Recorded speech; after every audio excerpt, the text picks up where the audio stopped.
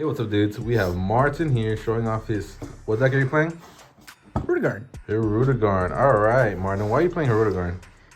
I made a bad investment when the deck first came out, and then I saw draft box cards, and I thought, okay, let's continue the bad investment. Okay, cool. So, why this leader? So now you can play the engine on a lot of different leaders, right? You can use the new Hirudegarn chain with a lot of the any green leader, or this Phantom Demon. Okay. I thought try to be different, and then I got a lot of help trying to make it to what it is right now. I'll do the shout outs at the end, but it was more so to try this out for sure.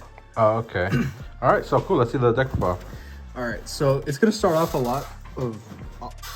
There's a lot of not basic cards, but from the new set. So, Hoi, this is one of the main cards that starts off your deck. You draw a card, or if you combo it off, you can pop a Hirudegarn. And that's what you want to do. You want to KO your own battle cards to go up the change, right? Exactly. You can have your opponent pop them or whatever, but you can do this on your own. Okay, cool. 2 Tapion. I know a lot of people are playing 4. This only really serves as multicolor energy or a blocker with a draw. Yeah, a 1-drop blocker that draws a card, that's pretty good. Also, yeah, also I'll just say this, there is no music box in this deck. Okay. So you search your pieces, you grab them already. There's sometimes you just look at them and just be like, I want them in the deck anyways. Okay.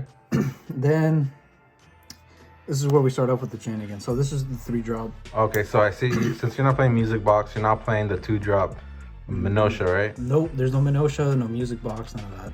I think they're dead cards moving forward. Like you get the chain off once and then cool, that's it, they're dead after. Okay. And I'll show you why. But we're playing 3 of these. This is only to start off, like you chain when you have your 3 energy. Then, you know, as usual, your 4 and 4. To the 6. Yeah, so we just move up the chain. This card is ridiculous. Yeah, these cockroaches don't die, right? You know, they let you go to the new one, right? And a lot of decks are revolving around this with a Revive Goku, but if this gets warped, then your Revive goes nowhere. Yeah. So I'm not relying on this. Actually, this older card is what does most of the work. All right, so the old school Hirudegarn. Okay. This is basically because he has barrier.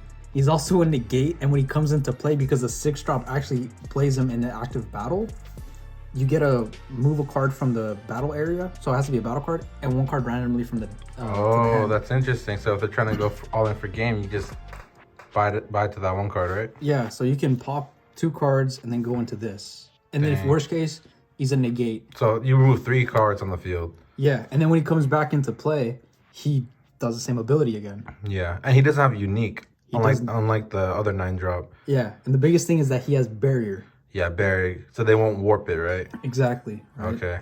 So this is the Hirudegarn stuff for sure. Now, this is where it gets a little bit different, or a lot different from what I've seen. We play Unison. We're playing this one specifically. We don't play any other Unison. You don't play the 1-drop green Hirudegarn Unison? None of that. I think it doesn't give you as much advantage. The Minutia to pop, sure, great. To pop the 3-drop, great. But do you draw any cards? Nothing. There's no other advantage you get from it. And then Zen at least gets you a bunch of markers. And with the state of the meta right now, the Trunks counterplay and counterattack are really relevant, right? Exactly, right? And this is where I apologize, this is not budget friendly, but we're playing 4 of the TP Trunks and 3 of the counterplay Trunks. Yeah, both are really needed for blue decks, I feel like. Unfortunately, yes, but there's some cool plays you can do with the Zeno, of course, we'll show you later. But this is also a really strong card. I just bumped it up back to 3, had it at 2, but I think 3 is a better number. Okay, cool. So this is accompanying with the Unison stuff. And then the final blue cards, we're playing 3 Obuni, and then our secret rare is the Hachiyak. Yeah.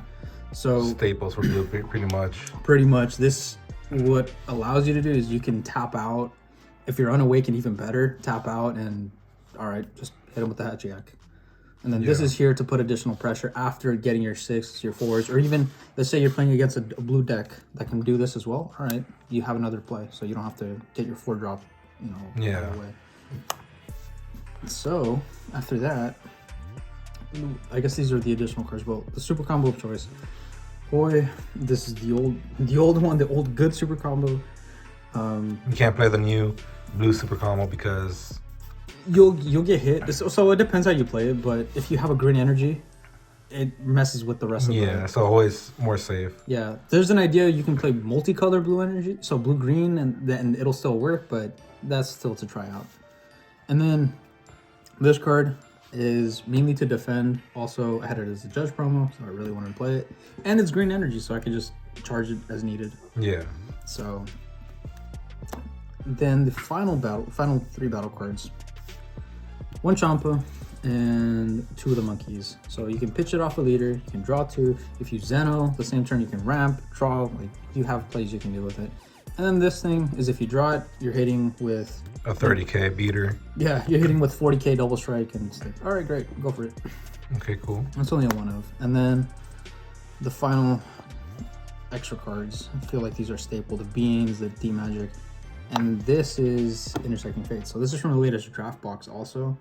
So it gives you a filter also, because sometimes you want to see your pieces, but you don't want to see them too often. Or certain pieces. Exactly. So edit also allows you to untap. And one of the cool things you can do with the Zeno leader is you can combo, Zeno Unison is you can combo these off. So if you hit a blue, all right, you're more than likely not going to do much with the 1 energy. You could, I guess in theory, do the trunks, or you can Intersecting Fates, get the card, use the energy, your new one's going to fall off, but you're going to untap as well, and that also leaves you open for this. Yeah, okay, I see that helping out a lot. Yeah, and the reason, again, this is at 4, I feel like there's a lot of aggro, and this card does a lot. So that's pretty much it for the deck, right? The main Yeah. deck? So I noticed that there's more than 50 cards. How many cards are you playing? There's 60 cards. 60 cards. There's 60 cards. Okay. So Why 60? So so you want to have the pieces in your hand, but you don't want some of the pieces, Yeah. right? So playing those 60 cards also allowed me to put in more defensive cards in the meantime or trying to get to my chain. So very easily with 3 energy, without Zeno, I could still do my play. But if I'm playing, 50, less than that, I'm sure you can get away with 55 or whatever. Your plays, you're probably gonna end up drawing your 6s, your 9s that you want in the deck anyway. So it's just less chance, of course, to get those pieces. At the same time, you're also giving yourself less of a chance to, see the Trunks, the Zeno. So it's a bit of a trade-off. That's why I included, cards like the Infernal Villainy Cell, the Draw 2 Monkeys. Try to give me some other options, because if I need the pieces or if I need to see something else, I can. Yeah, and the later draws too, so you're kind of filtering through the deck. Yeah, so, and he tucks a card on the Awaken side as well. So you can set back your opponent, 3 cards every turn, and they see the same 3 cards. Yeah, so they're not seeing new cards. Yeah, so they typically are going to work with the same ones, and there's some cool plays that you could do with the deck. I can go into explaining some of them, otherwise, no. Okay, I think that's pretty much good. And do you have any shout outs you want to give out? Yeah, shout out to these Magic Card tokens. I'm sure you've seen these before. These are from our wonderful leader, Kevin.